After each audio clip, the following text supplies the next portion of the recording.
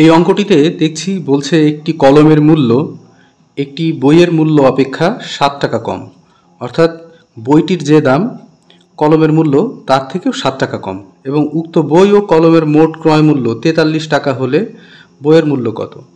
তাহলে আমরা প্রথম শর্তে লিখব, বলছে যে কলমের মূল্য একটি বইয়ের মূল্য অপেক্ষা 7 টাকা কম।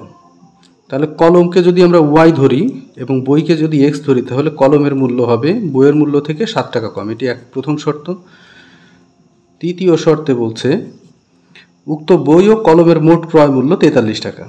তাহলে বইয়ের ক্রয় মূল্য এক্স টাকা, কলমের ক্রয় মূল্য কত ছিল?